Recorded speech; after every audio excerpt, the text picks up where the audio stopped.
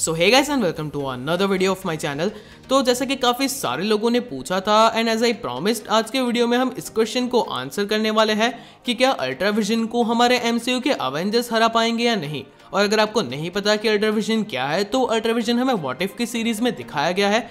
Basically वो एक ऐसा अल्ट्रॉन है जिसने विजन की बॉडी को टेक ओवर सक्सेसफुली कर लिया था और थैनोस को मार के सारे इन्फिनिटी स्टोन्स को भी कलेक्ट कर लिया। उसने सारे एवेंजर्स को भी मार दिया था। और अगर आपने व्हाट इफ सीरीज देखी है तो आपको पता होगा कि गार्डियंस ऑफ द मल्टीवर्स ने किस तरीके से उसे रोका है। तो आज हम इस क्वेश्चन को आंसर करेंगे कि क्या हमारे एमसीयू के अवेंजर्स यानी कि हमारे 2019 के एंड गेम वाले अवेंजर्स उसे हरा पाते। साथ ही में हम स्ट्रेंज सुप्रीम की पावर्स को भी डॉक्टर स्ट्रेंज के साथ कंपेयर करेंगे और थॉर वर्सेस कैप्टन मार्वल की फाइट का भी यहाँ पे एनालिसिस किया जाएगा। तो वीडियो तो इंटरेस्टिंग होने वाला है, वीडियो को एंड तक देखना। So now without wasting any more time, चलिए वीडियो को शुरू करते हैं।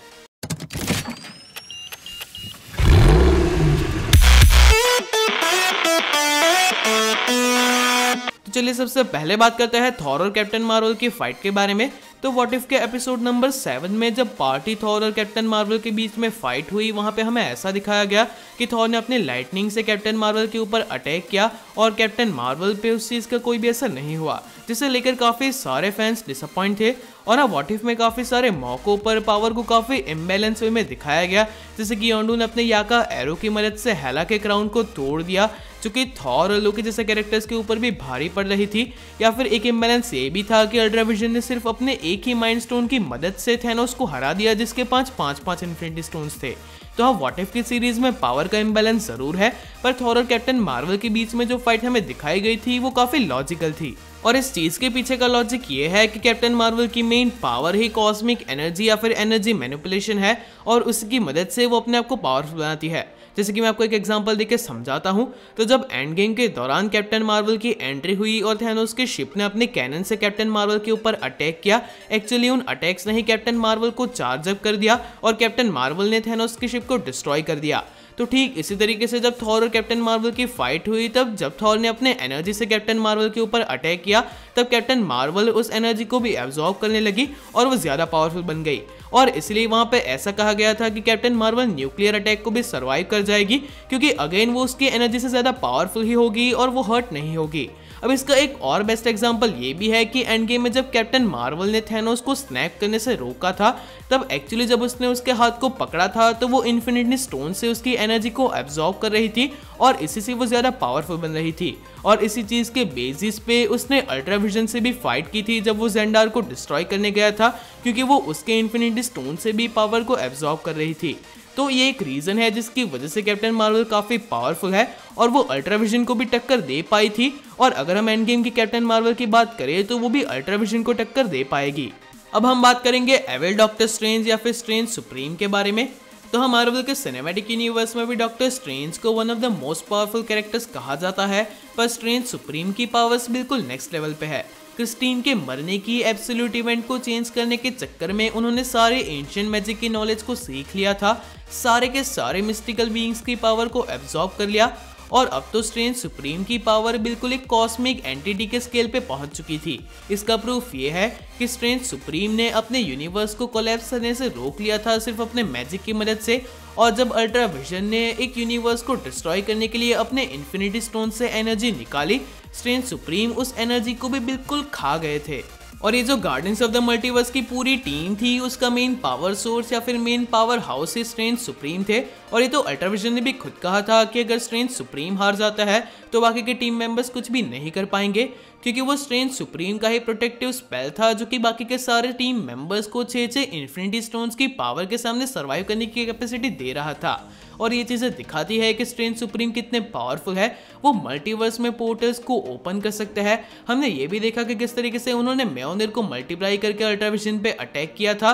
तो ये कैरेक्टर काफी पावरफुल है और ये चीज सिंबलाइज करती है कि फिलहाल तो हमारे एमसीयू के डॉक्टर स्ट्रेंज इतने पावरफुल नहीं है, क्योंकि वो अपने आप को लिमिट करते हैं। उन्होंने किसी भी मिस्टिकल बीइंग की पावर को एब्जॉर्ब नहीं किया, ना ही डार्क मैजिक का यूज किया है।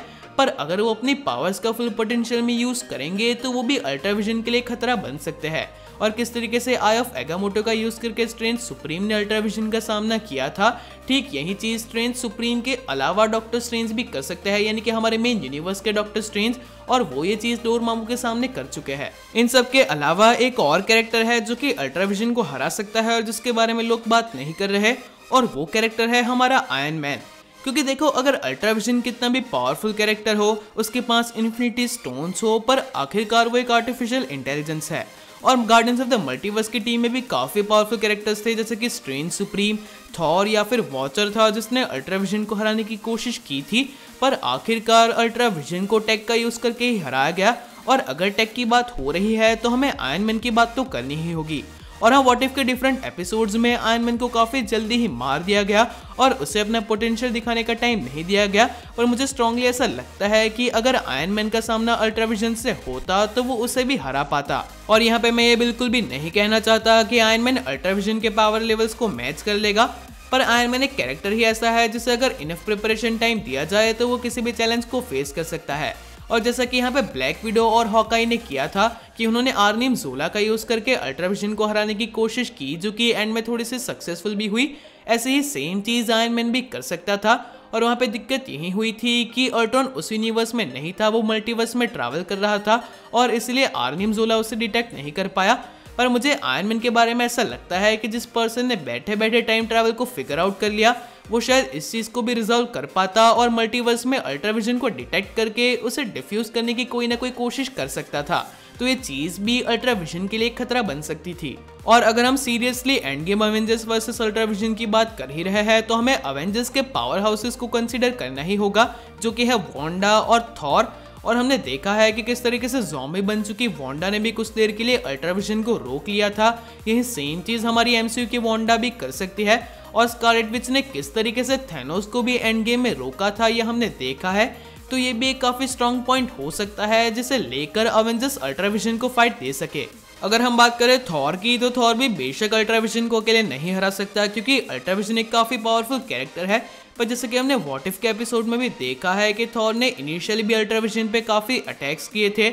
एक बार तो उसने अपने म्योनिर का यूज करके अल्ट्राविजन के हाथ तक को तोड़ दिया था। और हमने ये भी देखा है कि हमारे स्टॉर्म ब्रेकर वाले थॉर ने, यानी कि हमारे एमसीयू के थॉर ने जब थैनोस के ऊपर सरप्राइज अटैक किया था, जिसके पास सारे के सारे इन्फिनिटी स्टोन्स थे, तब भी वो अचानक थॉर का सामना नहीं कर पाया था। तो थॉर एक काफी पावरफुल कैरेक्टर है जो कि अगेन अल्ट्राविजन के सामने अवेंजर्स को लीड दिला सकता है। और ऐसा तो बिल्कुल भी नहीं है कि अल्ट्राविजन को हराना ईजी है, क्योंकि जैसा कि मैंने आपको पहले भी कहा कि व्हाट इफ की सीरीज में पावर का काफी इम्बैलेंस है। इन अ फनी वे, जब एंड गेम में थैनोस विजन के पास से माइंड स्टोन लेने आया था, तब वो अपने आप को डिस्ट्रॉय करने की या फिर बचने की कोशिश कर रहा था, पर व्हाट इफ के विजन ने तो थैनोस के 2 टुकड़े ही कर दिए। पर हाँ, इसके अपोजिट आगे जाके अल्ट्राविजन की पावर को डिग्रेड भी किया गया, वरना जिसके पास विजन की बॉडी फ्रीजिंग हो और अल्ट्रॉन का दिमाग हो, इन्फिनिटी स्टोन्स की पावर हो, उसे हराना काफी मुश्किल होता। और यहाँ पे हमारे जो अवेंजर्स है उनके बारे में भी ऐसा नहीं कहा जा सकता कि वो अल्ट्राविजन को आराम से हरा देंगे। पर अगर थॉर, कैप्टन मार्वल और स्कारलेट विच जैसे पावर हाउसेस उस पर साथ में अटैक करे और डॉक्टर स्ट्रेंज और टोनी जैसे कैरेक्टर्स कुछ ना कुछ फिगर आउट करके उसे हराने की कोशिश करे, तो हाँ, उसे हराया जा सकता है। और यहाँ पे तो हमने अवेंजर्स की टीम के कम पावरफुल मेंबर्स को भी कंसिडर नहीं किया है, जैसे कि captain America, black window, Hawkeye, black panther, Spiderman जैसे कैरेक्टर्स। पर हमने व्हाट इफ के सीरीज के लास्ट एपिसोड में भी देखा कि अल्ट्राविजन को हराने की प्रोसेस में कैप्टन कार्टर का भी बड़ा रोल था, स्टार-लॉर्ड टिचाला का रोल था जिसने सोल स्टोन को अल्ट्राविजन से छीन लिया था। तो अवेंजर्स की टीम के कम पावरफुल मेंबर्स भी यहाँ पे कंट्रीब्यूट कर सकते हैं अल्ट्राविजन को हराने की प्रोसेस में। आपको इसके बारे में क्या लगता है, नीचे कमेंट कीजिए कि क्या अवेंजर्स अल्ट्राविजन को हरा पाएंगे या नहीं। So that is it for today guys. अगर आपको आज का वीडियो अच्छा लगा हो तो इसे लाइक कीजिए, शेयर कीजिए, और अगर यहाँ पे नए हो तो इस चैनल को सब्सक्राइब कर दीजिए। तो चलिए मिलते हैं हमारे अगले वीडियो में।